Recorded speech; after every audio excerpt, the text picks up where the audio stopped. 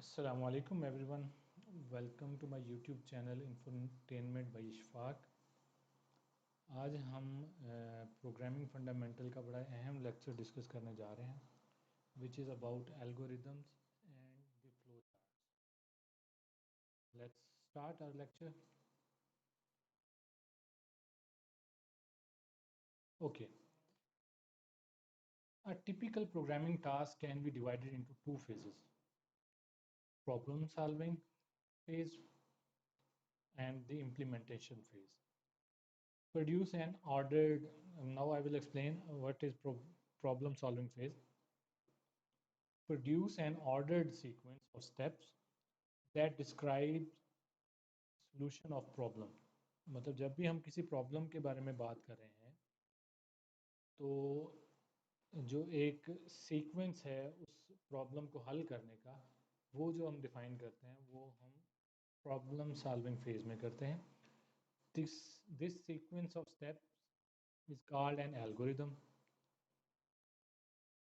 Implementation phase, implement the program in some programming language. जो हमने पहले फेज में किया होता है उसी एल्गोरिदम को हम अब अपने प्रोग्रामिंग लैंग्वेज के अंदर कोड करने जा रहे होते हैं.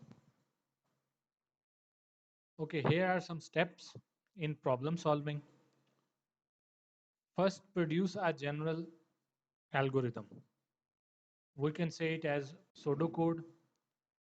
और second step है इसमें refine the algorithm successfully to get step by step detailed algorithm that is very close to a computer language. पहले वाला है pseudocode और जो एल्गोरिदम है इसमें थोड़ा सा डिफरेंस है, मैं अभी बताता हूँ आगे चल के. ये जो एल्गोरिदम है ये कंप्यूटर लैंग्वेज के नज़दीक होता है, मतलब उससे सिमिलैरिटी रखता है.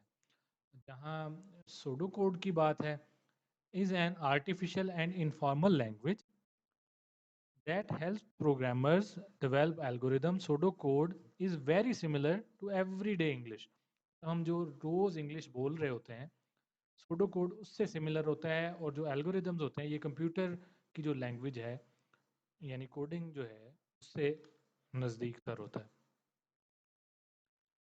So we will discuss an example for more clarity regarding pseudocode and algorithm. So here's our first example, which is write an algorithm to determine a student's final grade and indicate whether it is passing or failing. Final grade is calculated as the average of 4 marks. तो हमारे पास एक example है, बड़ी प्यारी सी simple सी है. इसमें हमने एक स्टूडेंट के मार्क्स लेने हैं, एज अ इनपुट लेने हैं, और उनको जो है हमने उनका एवरेज निकाल के और फिर ये डिसाइड करना है कि whether the student is pass और fail on the basis of that average. Here is the pseudocode of this problem. First of all, we will get input as set of 4 marks. Second step पे हम calculate their average by summing and dividing by 4. तो हम जो है उसको सम करेंगे उन 4 जो हमने मार्क्स लिए थे और फिर उनको हम डिवाइड कर देंगे 4 से.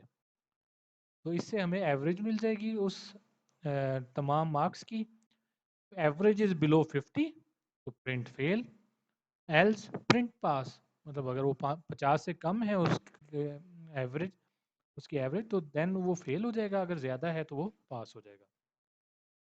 सो here is the algorithm of that particular problem. इसमें स्टेप्स लिखते हैं हम. स्टेप 1 में हमने क्या किया, we have taken an input M1 M2 M3 M4. These are the marks of 4 subjects. Then step 2 grade.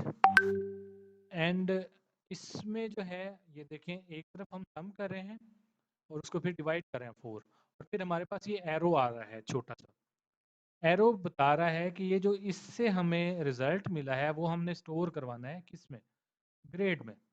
M1 M2 M3 M4 are the variables and grade is also an variable. तो इससे जो हमें result मिलेगा वो हम इसके अंदर store करवा देंगे. फिर इसमें जो सेव शुदा रिजल्ट है उसको हम स्टेप 3 में चेक करेंगे इफ स्टेटमेंट के साथ.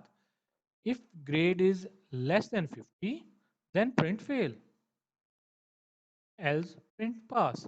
मतलब अगर वो 50 से कम नंबर है तो वो प्रिंट फेल कर देगा, अदरवाइज वो इसको पास प्रिंट कर देगा और उसके बाद हमारी स्टेटमेंट इफ वाली स्टेटमेंट एंड हो जाएगी. Let's move on to the next topic, which is the flow chart. We will discuss the technical and dictionary definition of the flow chart.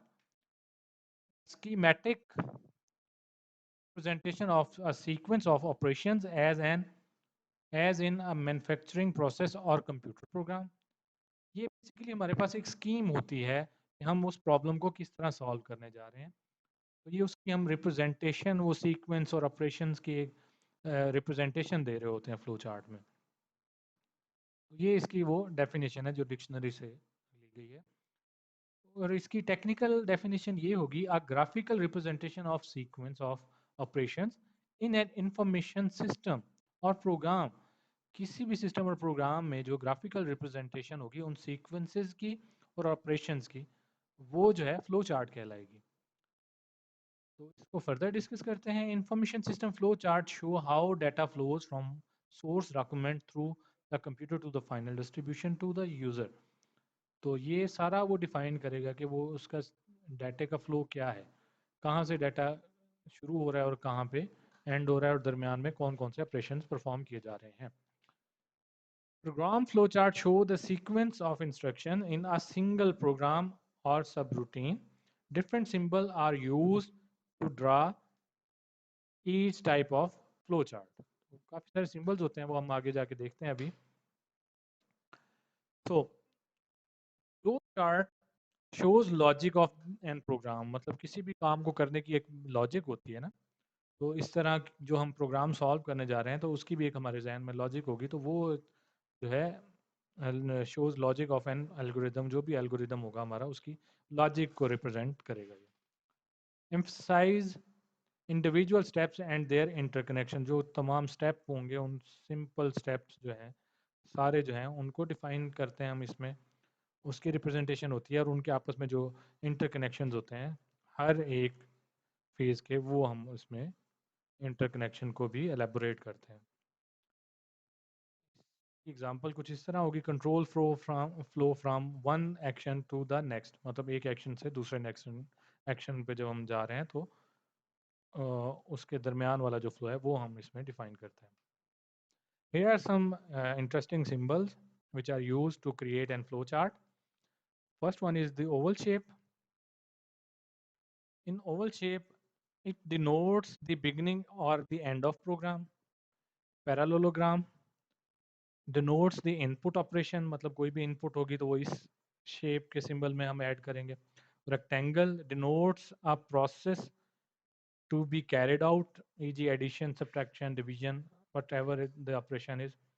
Then comes the diamond shape, denotes a decision or a branch to be made. The program should continue along one of two routes. मतलब जब हमारे पास कोई statement if statement जैसे थी तो उसमें दो outcomes थी, या वो पास था या वो फेल था. तो वो इसमें कर सकते हैं इफ देन एल्स जो स्टेटमेंट्स होती हैं इनको जो है हम इस डायमंड शेप से रिप्रेजेंट कर सकते हैं. अच्छा, इधर एक समझने वाली बात है, इसमें इनपुट इस तरफ से आएगी और ये नीचे वाले दो नोड हैं, ये फॉर एग्जांपल हम इसको फेल के लिए भी रख सकते हैं और ये पास के लिए रख सकते हैं, या जो भी आपकी सहूलत के मुताबिक हो तो वो समझाने के लिए कर सकते हैं. इधर से इनपुट होगी, इधर से आउटपुट और इधर से आउटपुट होगी. ठीक है.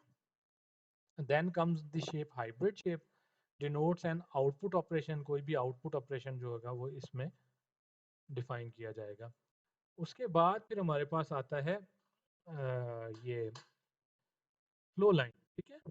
Notes the direction of logic flow in the program. मतलब जो भी हमारा प्रोग्राम है उसका लॉजिकल फ्लो जो है वो इन एरो लाइंस जो होंगी, फ्लो लाइंस जो जिन्हें कहते हैं, उनके जरिए जो है हम डायरेक्शन बताते हैं.